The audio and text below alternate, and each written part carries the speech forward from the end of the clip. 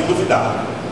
Aí eu duvido que a água ferve. Duvida? Tá bom. Vou pegar um pouco da água, botar na sua frente, vai ferver. Então pensaram que ciência se limita a isso aí. Provas empíricas. Bom, aqui mesmo a conclusão que eu chego a partir desse povo, mas eu não concordo com isso. Se formos olhar a ciência apenas pelo aspecto prático ou experimental, então podemos chegar à conclusão de que a iniciativa foi uma protociência, pois havia um abismo entre o saber e o fazer, não havia experimentos. Então eles acham que aquela ciência no passado era uma protociência, mas não a ciência de fato, porque não havia experiência. Eu discordo disso. Tanto é que havia o fazer, que eles fizeram. Tales de Mileto desviou o curso de um rio, previu um eclipse solar. As pirâmides foram construídas, estão aí até hoje. Os babilônicos tinham cálculos astronômicos fantásticos, precisos. Então havia sim, não havia esse abismo. Mas como eu falei com vocês, olha essa frase desse Regis de Moraes, eu não sei se vocês conhecem, ele é professor da PUC. Ele escreveu um livro de Filosofia da Ciência. E olha o que ele diz. Augusto Comte, pai do positivismo, afirmava que a ciência desmistificara a religião. Vocês entendem, né? Acabou a era das trevas, começou a ciência, atitude otimista, positivismo.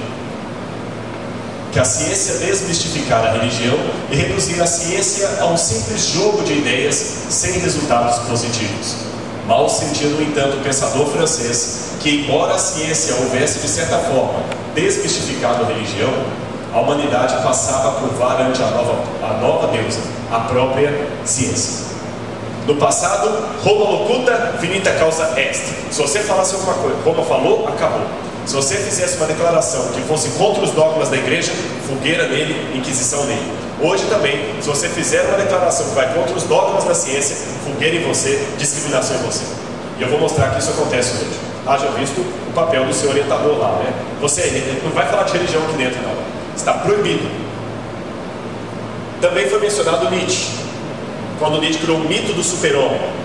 Em 1899, Nietzsche escreveu Assim diz Zaratustra, fazendo uma paródia.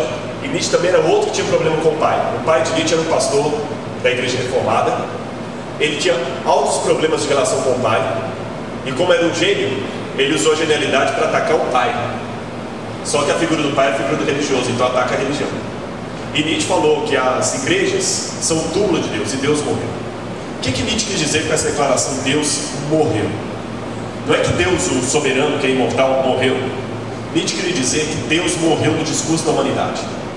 Agora, com a ciência, não precisava mais de Deus como hipótese de trabalho. É como se Deus tivesse morrido. Só que ao anunciar a morte de Deus, Nietzsche acabou sendo o profeta dos novos tempos. Por quê? Com Deus morreram a certeza, a esperança, a segurança, a confiança, e a família e outras coisas mais. E Nietzsche acabou acertando. Porque pouco tempo depois, Nietzsche morreu em 1901, morreu louco. Depois de Nietzsche, vieram em 1915, a Primeira Guerra Mundial, depois de 1939, a Segunda Guerra Mundial, até 45, a Segunda Guerra Mundial. Essas duas guerras trouxeram uma pancada no orgulho da ciência. O positivismo de Comte foi lá embaixo. Eu gosto sempre, quando eu dou essa aula, de ilustrar a morte de Santos Dumont como emblema dessa marca. Santos Dumont morreu enforcado e ele se suicidou. Por que Santos Dumont suicidou? Porque ele viu o avião que ele havia criado para o bem, agora sendo usado para matar na Primeira Guerra Mundial. Então ele se enforcou. A morte de Santos Dumont mostra esse lado aí. No primeiro, o Santos Dumont é eufórico, feliz. Eu inventei um avião 14 bis, o Le Demoiselle, lá em Paris, né? Agora eu consigo colocar o homem numa máquina voadora que consiga cruzar os ares. Estou feliz. Atitude positivista. Depois ele viu o avião matando. Decepção. Então o positivismo de Comte caiu. Olha a atitude religiosa. Os evangelistas da ciência ficaram desesperados. Oppenheimer, que é um professor, ele era um dos clássicos lá do Círculo de Viena, que tentaram falar: a gente tem que fazer alguma coisa, a ciência está ficando desacreditada. Porque viu o Kuhn com a revolução científica, que já foi mencionado também aqui, acho que foi o professor Alain, não é isso? Thomas Kuhn, olha, ciência não é isso tudo que vocês pensam. E outros mais que a gente podia mencionar aqui, os ortodoxos ficaram desesperados. Parênteses. Pessoal, preste atenção, faça uma leitura sociológica do que eu estou mostrando para vocês.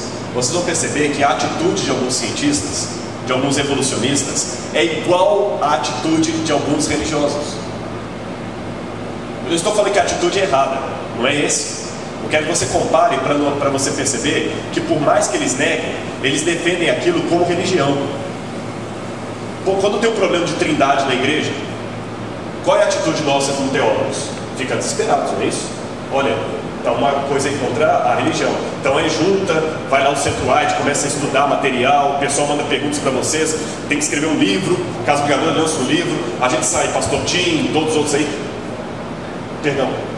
para dar palestra explicando a igreja, por que os pioneiros não aceitavam, por quê? Nós fazemos isso para defender a igreja contra ataques. Por que nós fazemos isso? Porque nós já temos uma certeza de fé que Jesus Cristo é o Filho de Deus. Eu não trabalho com a hipótese de estar errado nisso. Para mim, isso é uma certeza absoluta. Jesus é o Filho de Deus e é o meu Salvador. Então, quando alguém vem atacando, eu entro como teólogo para defender. Só que eu admito que eu tenho uma certeza pela fé. O seu professor não admite isso. O conceito de fé, mas olha que a mesma certeza que eu tenho, ele também tem.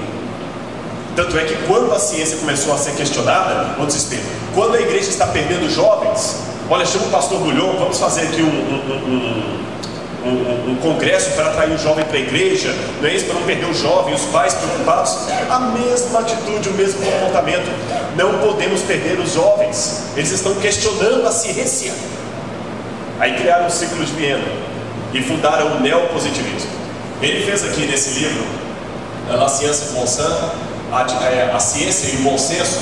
Ele dizia que havia uma diferença entre a ciência especial e a filosofia. A proposta de Oppenheimer era o seguinte: o que vocês estão questionando não é a ciência pura, é a filosofia. A ciência verdadeira não trabalha assim. Vocês estão questionando uma ciência que não é bem assim. Teve esse outro aqui também, que é um dos fundadores lá do Círculo de Ciência de Viena, o Rudolf Carnap. Ele dizia que havia a ciência formal, representada pela matemática e a lógica, e a ciência factual, representada pela física, ciências naturais e pela investigação humana. Ele dizia o seguinte: olha, quando o pessoal questiona algumas falhas que a ciência cometeu, é que aquela é uma ciência de segunda categoria. A matemática é uma ciência de segunda categoria, é uma ciência formal.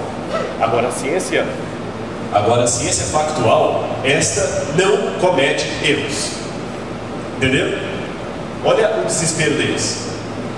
Aí, entre o positivismo e o neopositivismo, que já foi muito bem explorado aqui, essa tentativa desesperada de resgatar os valores da ciência que estão sendo perdidos e questionados dentre eles mesmos, entre um e outro surgiu Charles Robert Darwin e um pouquinho dele antes da Lamarck.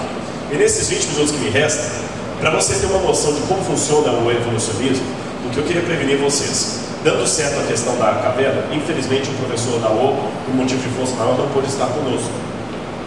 Então, a parte geológica eu não tenho competência para explicá-la a vocês. Nem o professor Adolfo, o professor Alain, nem o professor Moura, não é nosso métier. Eu fico devendo a vocês. Também o professor que é biologia, não é a parte geológica, então nós não podemos falar muito disso. Mas é possível que haverá um guia ali, que seja geólogo ou espeleólogo, eu presumo, e ele vai dar uma explicação para vocês bem evolucionista. Por uma questão de educação, nós não vamos ficar agora, mas isso aqui é diferente. Não, vamos ouvir com a educação, tá certo? Agradecer a boa vontade dele estar nos atendendo ali, mas se prepare. Então, o que eu vou mostrar para vocês aqui? Eu vou mostrar que aquela certeza que ele tem lá não é necessariamente uma certeza absoluta. Muitos acadêmicos estão acostumados a pensar assim. No mundo acadêmico, a mesma coisa que acontece com a igreja. Há adventistas que são adventistas porque sabem por que são. Tem gente que está na igreja por estar. Lembra que você que deu o testemunho aqui, né? Que você nasceu na igreja, se não me engano, não é isso? Não, mas você de pequeno, não é isso? 10 anos. Uns 10 anos, criança, veio para a igreja, está acostumado. Até um dia que ele se defrontou com alguns questionamentos, e E qual foi a atitude dele? Ele tinha 3 atitudes que ele poderia tomar. Desculpa o seu nome, perdão. Tiago. Vou pegar o exemplo do Tiago aqui. Tiago, acostumado ali na escola sabatina, como talvez muitos de vocês, papai, mamãe, pastor, ancião da igreja, não falando aquela coisinha ali, aquele terço, já está acostumado. Mas um dia o Tiago se deparou com perguntas que talvez ele não tinha parado para pensar. Questionamentos à fé. Ele tinha 3 atitudes ali que ele poderia ter tomado. Atitude A: desistido da religião e falado assim: olha, já vi que isso aqui não presta mesmo.